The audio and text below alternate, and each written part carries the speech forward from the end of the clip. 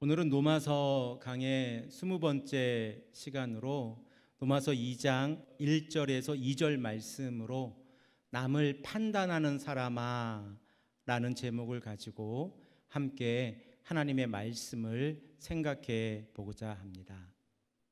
우리가 로마서 2장 1절에 그러므로로 시작되는 이 부분을 우리가 조금 더 이해하기 위해서 우리가 지난 시간 동안 생각해 보았던 로마서 1장 18절에서 32절까지의 말씀을 아주 짧게 생각해 보고자 합니다.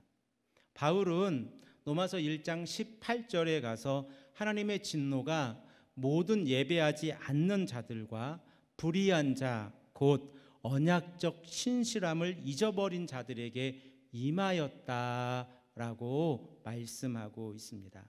그리고 그들은 자신들의 불의를 위해서 진리에 대항하여 자신들의 소유권을 주장하게 되어집니다. 즉, 이 불의한 자들, 하나님의 진노가 임한 자들은 하나님을 영화롭게 하지도 아니하였고 그리고 감사하지도 아니하였습니다. 이 결과로 자신들의 생각이 허망해지고 미련한 마음은 어두워져 갔다라고 바울은 언급하고 있습니다. 그리고 두 번째로 그들은 스스로 지혜 있다라고 말하는 자들이기에 스스로 어리석게 되어졌다라고 바울은 22절에 말씀하고 있습니다. 그리고 또한 세 번째로 썩어지지 않는 하나님의 영광을 썩어질 우상과 바꾸는 자들, 바로 그들이 하나님의 진노 안에 있는 자들입니다. 이에 대해서 하나님께서는 진노하셨다라고 성경은 말씀하고 있습니다.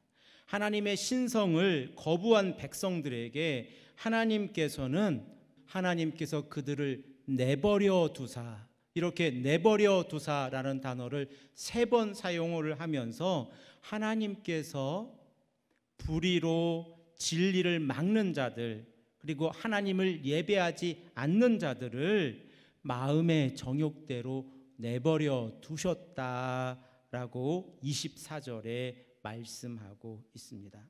또한 그 이로 인해서 그들은 서로의 몸을 욕되게 하고 하나님의 진리를 거짓으로 바꾸고 피조물을 경배하는 그러한 죄악에 이르게 되어집니다. 또한 26절 말씀을 보면 이에 하나님은 부끄러운 욕심에 내버려 두사 그들이 동성애에 빠져서 그들이 죄악을 지어가는 모습을 바울은 그리고 있습니다. 그리고 28절 말씀을 보면 상실한 마음에 내버려 두사 합당하지 못한 일들을 하게 하셨다라고 말씀하고 있고, 그리고 29절에서 31절까지의 말씀을 보면 6가지 분류의 21가지 목록으로 바울은 이야기하고 있습니다.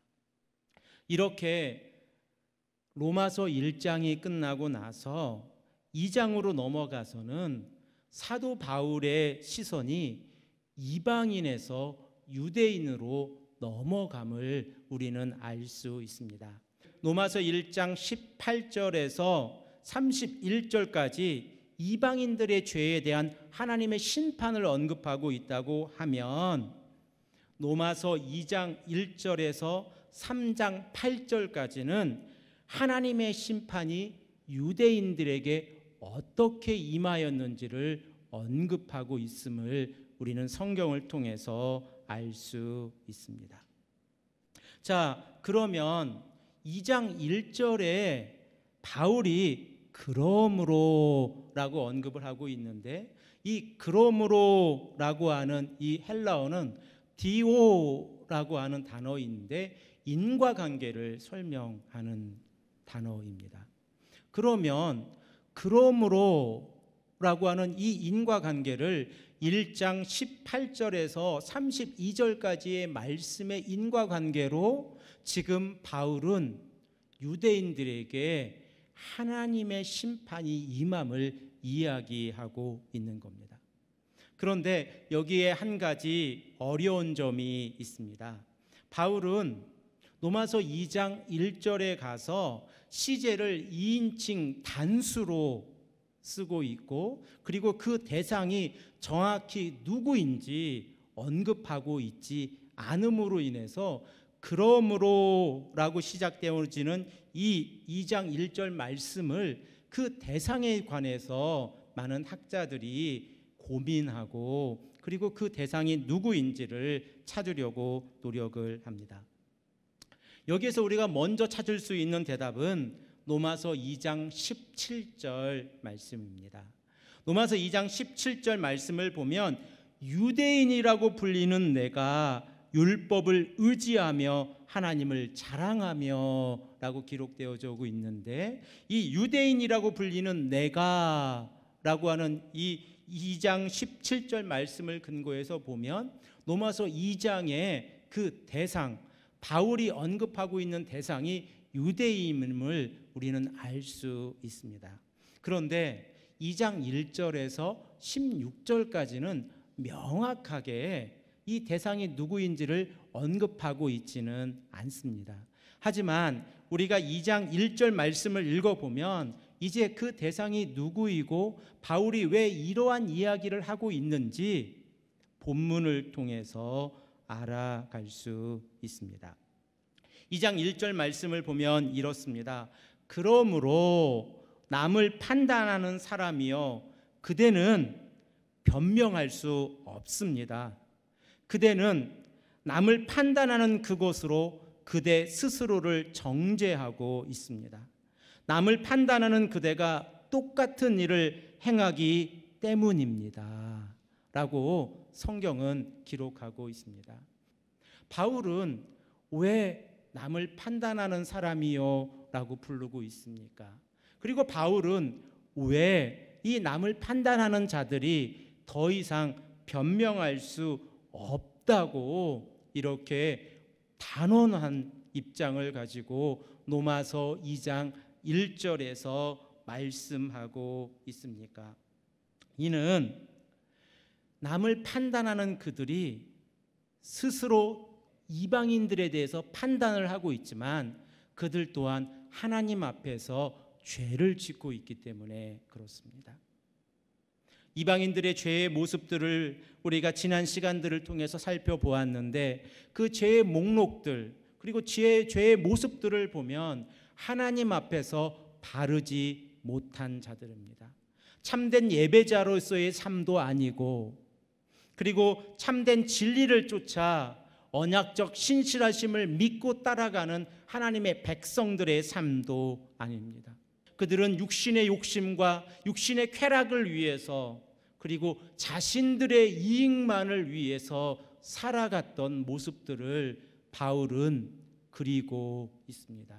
그리고 그러한 모습들이 이방인들에게 있었기에 유대인들은 그러한 모습들을 보면서 이방인들을 판단하고 있는 겁니다. 이러한 판단 아래에서 이방인들은 죄의 올무에 빠져 있었을 겁니다. 하지만 바울의 시선은 그 이방인들의 죄의 목록들을 지적하는 것으로 끝이 나지 않습니다.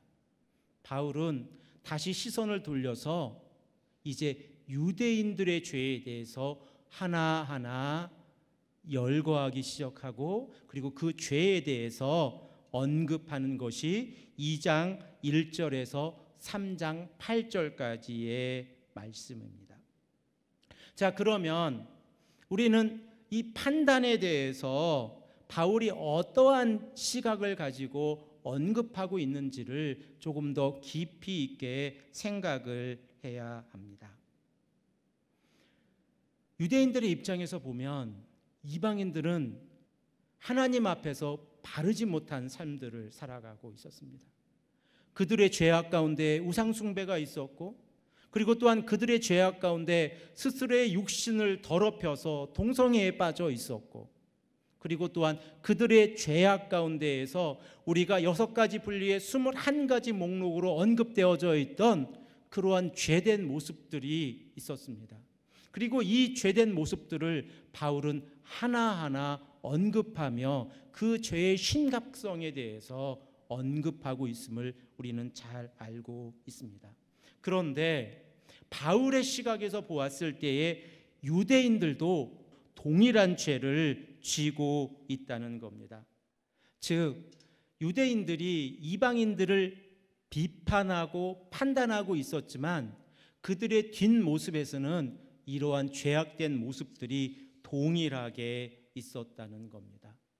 이러한 모습 가운데에서 우리는 예수님께서 비판에 관해서 판단에 관해서 어떻게 우리에게 말씀하고 있는지를 생각해 보면 이러한 죄된 모습들이 얼마나 나쁜 모습인가를 우리는 알 수 있습니다. 예수님께서 산상수훈에서 마태복음 7장 1절에서 5절까지의 말씀을 보면 이렇게 기록되어져 있습니다. 비판을 받지 아니하려거든 비판하지 말라. 너희가 비판하는 그 비판으로 너희가 비판을 받을 것이요 너희가 헤아리는 그 헤아림으로 너희가 헤아림을 받을 것이니라. 어찌하여 형제의 눈 속에 있는 티는 보고 내 눈 속에 있는 들보는 깨닫지 못하느냐. 보라, 내가 내 눈 속에 들보가 있는데 어찌하여 형제에게 말하기를 나로 내 눈 속에 있는 티를 빼게 하라 하겠느냐. 외식하는 자여, 먼저 내 눈 속에 들보를 빼어라. 그 후에야 밝히 보고 형제의 눈 속에 티를 빼리라 라고 말씀하고 있습니다. 예수님의 말씀을 요약해서 보면 비판을 받지 않으려거든 먼저 비판하지 말라라고 말씀하고 있음을 우리는 기억해야 합니다. 우리는 스스로 우리의 의로움을 나타내기 위해서 타인을 비판하는 경우가 종종 있습니다. 그리고 우리의 의로움이 타인의 잘못에 의해서 가리워질 때에 이를 못마땅하게 생각하고 우리의 의를 나타내기 위해서 타인의 잘못을 두각시킬 때가 많이 있다는 겁니다. 바로 그런 모습 가운데 있을 때에 예수님께서는 마태복음 7장 1절에서 5절까지의 말씀을 통해서 먼저 자신의 눈 속에 있는 죄된 성품들, 죄된 모습들을 먼저 보라 라고 우리에게 말씀하고 있음을 우리는 기억해야 합니다. 눈 속에, 자신의 눈 속에는 들보, 나뭇가지가 들어져 있는데 타인의 눈 속에 자그마한 티끌이 들어져 있다고 그 티끌을 빼겠다고 노력하는 자들이요, 바로 그들이 하나님 앞에서 심판을 받을 자입니다 라고 예수님은 우리에게 말씀하고 있습니다. 이를 누가복음 6장 37절에서 이렇게 말씀합니다. 비판하지 말라. 그리하면 너희가 비판을 받지 않을 것이요. 정죄하지 말라. 그리하면 너희가 정죄를 받지 않을 것이요. 용서하라. 그리하면 너희가 용서를 받을 것이요 라고 말씀하고 있습니다. 우리는 얼마나 타인에 대해서 비판하지 않으려고 노력합니까? 그리고 또 우리는 얼마나 타인의 죄들에 대해서 정죄하지 않으려고 노력합니까? 그리고 우리는 얼마나 나에게 잘못한 사람들을 너그럽게 용서해주고 그리고 그들을 사랑으로 품어줍니까? 만일 우리 가운데 이러한 모습이 없다고 하면 우리 또한 타인에 의해 비판을 받을 것이고 우리 또한 타인에 의해 정죄함을 받을 것이고 우리 또한 타인에게 용서함을 받지 못할 것이라는 것을 우리는 기억해야 합니다. 그러면 오늘 본문 말씀으로 다시 돌아가 보십시오. 그러므로 남을 판단하는 사람아, 누구를 막론하고 내가 핑계하지 못할 것은 남을 판단하는 것으로 내가 너를 정죄함이니 판단하는 내가 같은 일을 행함이라 라고 말씀하고 있습니다. 우리는 타인을 비판하고 타인에 대한 잘못을 지적하기 전에 우리 눈 속에 있는 들보를 먼저 보아야 한다는 겁니다. 그리고 나서 그 어떠한 이야기든 사랑을 가지고 할 수 있음을 꼭 기억해야 합니다. 유대인들은 선민 사상을 가지고 있었습니다. 특별히 유대인들은 하나님 앞에서 의롭다고 하는 이 사상을 가지고 있었기 때문에 자신들의 의로움을 가지고 타인을 재판하고 심판하려고 했다는 겁니다.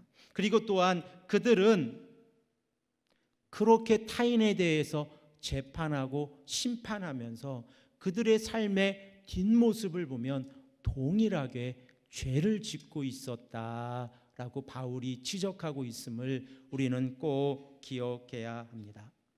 그런데 여기에서 우리의 마음을 들여보게 됩니다.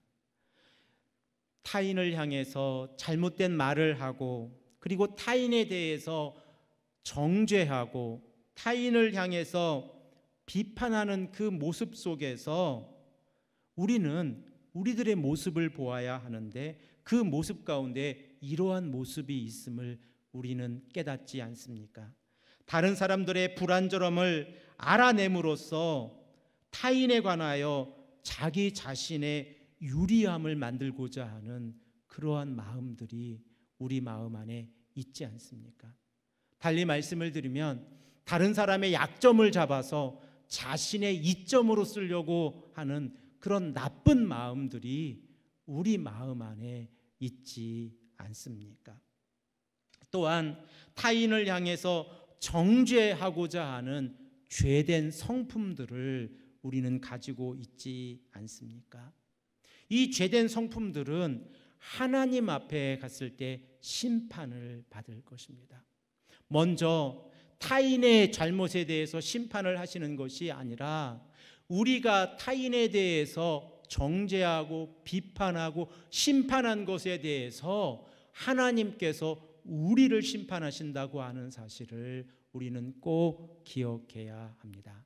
그러면 성경은 이 심판, 재판에 대한 권한을 누구에게 부여하고 있습니까?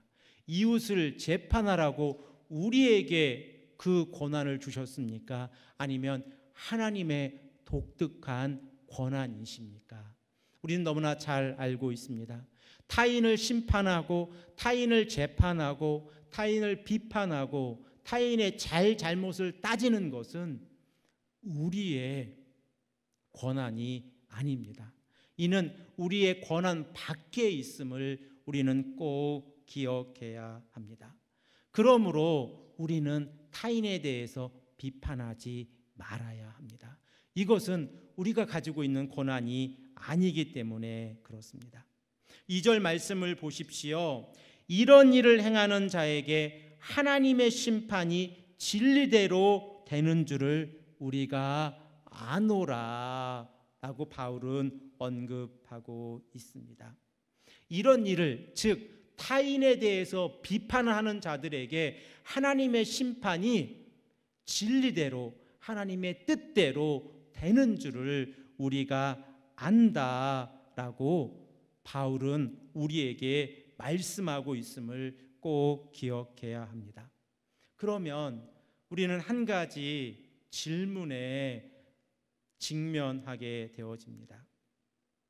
바울은 타인을 향해서 모든 비판과 모든 책망을 정지하고 침묵하라고 우리에게 요구하고 있는 겁니까? 그리고 또한 우리 안에 어떠한 문제가 발생했을 때 우리는 그 문제에 대해서 그 어떠한 것도 이야기할 수 없고 그저 침묵하고 기도하고 하나님께만 아뢰야 하는 것입니까? 이로 인해서 그 공동체가 더 아름다워질 수 있습니까? 아니면 그 공동체가 더 나쁜 길을 선택하게 되어집니까? 이러한 부분에 대해서 우리는 고민하게 되어집니다. 제가 가지고 있는 이 생각으로는 바울이 죄에 대해서 그리고 모든 비판과 모든 책망에 대해서 침묵하라라고만 우리에게 말씀하고 있지 않음을 우리는 기억해야 합니다. 그러면 우리가 타인에 대해서 무엇인가 이야기할 때에 어떠한 전제 조건으로 타인에 관해서 이야기해야 합니까? 이 땅을 살아가다 보면 우리의 공동체 안에서, 그리고 우리가 살아가는 삶의 공동체 안에서 우리가 말하는 대상이 없는데 그 대상에 대해서 제3자에게 이러한 비판적인 시각으로, 그리고 이러한 정죄된 시각을 가지고 이야기할 때가 많이 있지 않습니까? 그러한 모습 가운데 있을 때에 우리는 어떠한 모습을 취해야 하는가? 그리고 그러한 이야기를 할 때, 타인에 관해서 이야기를 할 때에 우리의 마음의 기본 가짐, 기본 됨됨이가 어떠해야 하는지를 우리는 조금 더 생각해 보아야 합니다. 먼저 타인에 대해서 꼭 이야기를 해야 한다고 하면 타인의 죄를 정죄하려는 조건을 가지고 이야기하면 안 됩니다. 이는 타인이 어떠한 잘못을 가지고 있는지 우리가 정확하게 알고 있지 못하기 때문에 그렇습니다. 사람이 살아가다 보면 이해관계가 있지 않습니까? 그리고 그 이해관계로 인해서 다른 사람을 바라볼 때가 많이 있습니다. 이미 자신이 가지고 있는 선입관, 자신이 가지고 있는 안경을 가지고 제3자를 바라보는 겁니다. 바로 그때에 제3자에 대해서 이야기할 때에 실수할 수 있다는 겁니다. 자신의 의를 드러내기 위해서 제3자의 잘못된 부분을 이야기하고 자신의 의를, 자신의 옳음을 나타내기 위해서 제3자의 하나님 앞에서 바르지 못한 부분들을 이야기할 수 있다는 겁니다. 이러한 시각에서 벗어나서 먼저 자기 자신의 모습을 되돌아보아야 합니다. 나 또한 하나님 앞에서 이런 동일한 죄를 짓고 있지는 않는지, 나 또한 하나님 앞에서 이러한 죄로 인해서 고민한 흔적은 없는지, 이러한 모습들을 생각해 보고 되돌아보아야 한다는 겁니다. 그리고 난 다음에 한마디의 말을 할 수 있습니다. 만일 우리의 모습 가운데, 우리 자신의 모습 가운데 동일한 모습이 있다고 하면 그럴 때는 어떠해야 합니까? 먼저 나 자신부터 회개해야 합니다. 그리고 더 이상의 말보다는 내 삶의 변화를 통해서 그 사람에게 사랑을 보여주고 그 사람에게 사랑을 실천해주고 우리가 무엇을 잘못하고 있는지, 우리가 어떻게 살아가는 것이 크리스찬으로서의 삶인지를 깊이 있게 고민할 수 있도록 해 주어야 합니다. 또한 두 번째 조건은 타인의 잘못을 보았을 때에 심판자의 입장에서 행동하지 말아야 됩니다. 우리는 종종 심판자의 입장을 가지고 제3자의 의견을 말할 때가 많이 있습니다. 마치 지금 오늘 본문에서 로마서 2장 1절에서 말씀하고 있는 이 유대인들이 이방인들에 대해서 비판하고 있는 모습과 같이 우리도 이미 심판자로서 제3자에 대해서 언급할 때가 많이 있다는 겁니다. 하지만 그럴 때마다 심판자가 아닌 동료로서, 사랑하는 선후배로서, 그리고 친구로서 사랑을 가지고 이야기하고 접근해 가야 합니다. 이것이 여기까지가 하나님께서 우리에게 허락하신 권리이고 권한입니다. 그러므로 우리가 타인에 대한 잘못을 이야기할 때는 사랑이 기본으로 되어져야 함을 꼭 기억해야 합니다. 또한 더 나아가서 타인의 잘못에 대해서 이야기할 때는 조금 더 관대한 모습을 가지고 있어야 합니다. 하지만 도덕적 기준을 자기 자신에게 될 때는 더 높은 도덕적 기준으로 자신의 삶을 되돌아보고 자신의 삶 가운데에서 동일한 죄를 짓고 있지는 않는지 깊이 있게 생각해 보아야 합니다. 그런데 우리의 삶 가운데 이것이 뒤바뀔 때가 너무 많이 있지 않습니까? 타인을 향해서는 도덕적 기준을 상당히 높게 잡고 그리고 이야기하고 판단하고 재판할 때가 많이 있습니다. 하지만 자기 자신의 잘못에 대해서는 도덕적 기준을 낮추고 이해하려고 하고 그리고 어떻게든 이 상황을 면면하려고 하는 모습들이 우리에게 있지 않습니까? 그럴 때마다 하나님 앞에 나와 회개해야 합니다. 하나님, 제가 이러이러한 잘못을 저질렀는데 이러한 잘못으로 인해 내 마음의 가책이 너무 큽니다. 하나님, 나를 용서하여 주시옵소서. 하나님, 제가 제 눈 속에 있는 들보를 바라보지 못하고 타인의 눈 속에 있는 티끌을 바라보고 지금 제 입술에서 죄를 저질렀습니다. 용서하여 주십시오. 이렇게 기도하는 것이 오늘 로마서 2장 1절에서 2절까지의 말씀, 바울이 유대인들을 향해서 하고 있는 메시지임을 꼭 기억해야 합니다. 바로 그럴 때에 하나님께서는 우리에게 하나님의 진리대로 심판하실 것이라는 겁니다. 우리의 잘못은 그 기준이 느슨해도 하나님이 용서해 주시고 타인의 잘못은 도덕적 기준으로 높게 잡아서 하나님이 용서해 주지 않는 그런 하나님이 아니라고 성경은 우리에게 말씀하고 있습니다. 하나님의 심판은 공평무사하시다는 것을 우리는 꼭 기억해야 합니다. 그러므로 우리가 죄를 지었을 때에 하나님 앞에 나와서 회개하면서 이러한 기도를 드릴 때가 많이 있지 않습니까? 여호와여, 우리가 여호와를 바라봅니다. 여호와는 자비롭고 은혜로우시고 노하기를 더디하시며 인자와 진실이 많으신 분이지 않으십니까? 그러니 나의 죄를 용서하여 주시옵소서. 이렇게 기도할 때가 많이 있지 않습니까? 그런데 우리와 관계가 조금이라도 나쁘거나 그리고 우리와 적대 관계가 있는 자들이 어떠한 잘못한 모습을 보게 되면 하나님이여 각 사람의 행위대로 갚아 주십시오. 이렇게 기도하는 모습이 우리의 모습 가운데 있지는 않습니까? 이 모습이 바뀌어야 한다는 겁니다. 하나님, 저의 잘못에 대해서는 저의 행위대로 하나님 갚아 주시옵소서. 징벌해 주십시오. 하지만 타인의 잘못에 대해서는 하나님 노하기를 더디해 주시고 은혜를 베풀어 주시고 인자와 진실을 베풀어 주셔서 하나님의 품에 돌아올 수 있도록 인도하여 주시옵소서. 이렇게 기도하는 삶, 이렇게 기도하고 함께 하나의 공동체를 만들어가는 자들, 바로 그들이 기독교인입니다. 우리는 하나님 앞에서 진정한 크리스찬입니다.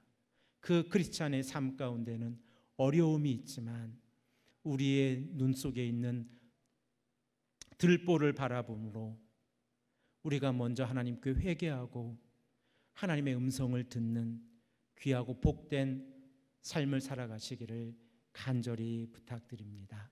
함께 기도드리겠습니다.